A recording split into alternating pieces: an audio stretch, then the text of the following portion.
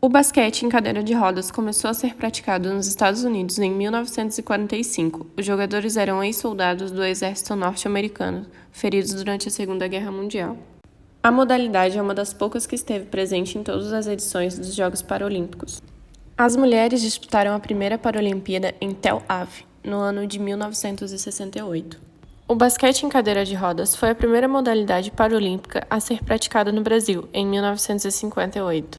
No Brasil, os principais responsáveis pelos primeiros passos foram Sérgio Del Grande e Robson Sampaio, que, ao retornarem de um programa de reabilitação nos Estados Unidos, trouxeram essa modalidade para São Paulo e Rio de Janeiro.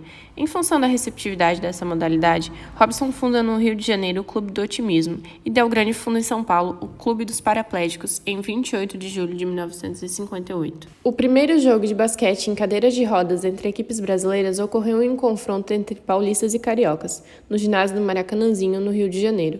Os paulistas venceram. Nos anos de 1960 e 1961, mais 2 confrontos ocorreram, sendo desta vez a equipe carioca vencedora. Desde então, a competição desta modalidade no Brasil tem se tornado cada vez mais popular. O Brasil foi representado na modalidade pela primeira vez em uma Paralimpíada em 1972, na cidade de Heidelberg, Alemanha Ocidental.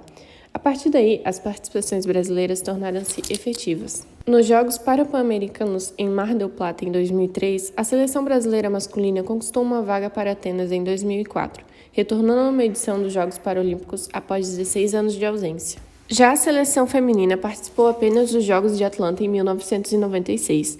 No Parapan do Rio de Janeiro em 2007, o Brasil conquistou o 4º lugar no feminino e o 3º lugar no masculino. Para garantir a competitividade dos atletas, a cadeira de rodas do jogador precisa atender alguns requisitos. A cadeira de rodas pode ter 3 ou 4 rodas, sendo 2 rodas grandes na parte traseira e 1 ou 2 na parte frontal.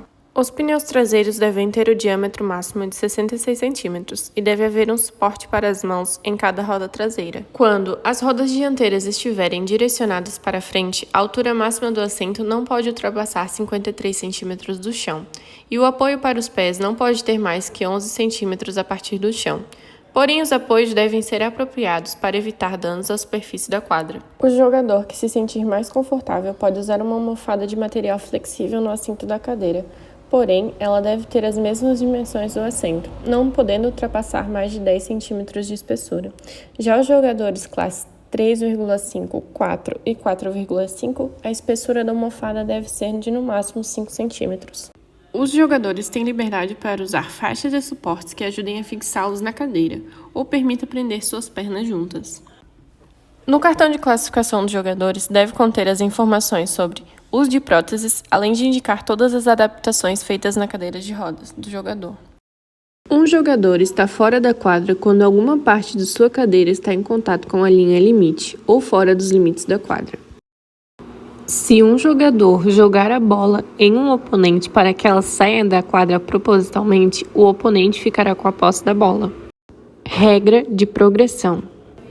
O jogador pode empurrar a cadeira por no máximo 2 vezes antes de driblar, passar ou lançar a bola.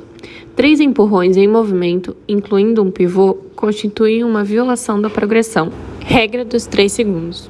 Um jogador não pode permanecer por mais de 3 segundos na área restritiva do oponente. Essa restrição não se aplica enquanto a bola está no ar, durante um lance para a cesta, durante um rebote ou uma bola morta. Jogadores que permanecerem na área restritiva por mais de 3 segundos cometem uma violação. As faltas são infrações às regras envolvendo contato físico com o oponente ou comportamento antidesportivo. A falta é marcada contra o ofensor e a penalidade pode ser a perda da posse de bola, lance livre ou série de 3 lances, dependendo da natureza das faltas. O jogador que cometer 5 faltas durante a partida, após terminar desse estoque de faltas, o jogador deve se retirar do jogo. E esses foram alguns dos fatos e regras relacionados ao futebol em cadeira de rodas.